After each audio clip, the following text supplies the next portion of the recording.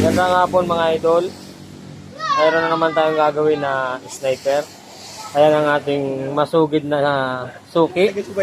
Ang ating si Rotor TV. Ayan. Salamat sa tiwala sa Jumps Motorcycle Parts. Ayan, natin munang babaklasin yung inilagay natin nung isang araw na brake fluid. Papalitan natin ng may kulay at yung hose. Ito siya.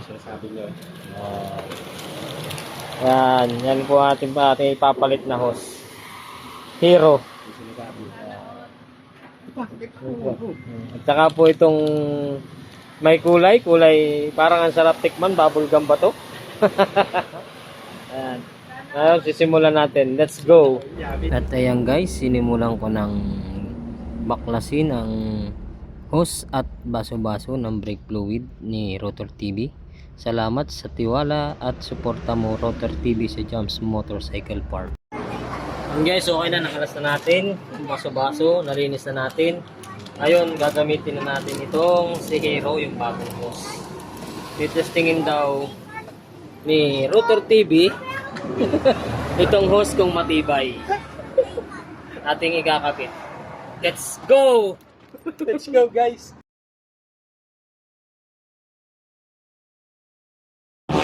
And guys, okay na. Nakikabit na natin yung hose na Hero at yung kanyang brake fluid na may kulay. Ayan. Ngayon, natuluan siya. Ayan. Masama tubig yan. Ngayon, lilinisin natin yan ng tubig. Dito lang sa Jumps Motorcycle Parts. Libre ang car wash. Ayan. Ayan. Shout out kay Rotor TV na walang sawang pagpapagawa dito sa Jumps Motorcycle Parts at tiwala. Ayan. Atin lilinisin muna yung mga napatakan ng fluid para hindi matanggal ang kulay ng pintura. Let's go! Mga idol, pag tayo gumawa ng baso ng brake fluid at ang bakal ay napatakan ng brake fluid, kailangan natin linisin para hindi masira ang pintura. And guys, okay na yung may kabit na natin yung baso-baso. Ayan, ang ganda ng kulay. Kulay green siya. Makakainggan yung tingnan. Ayan.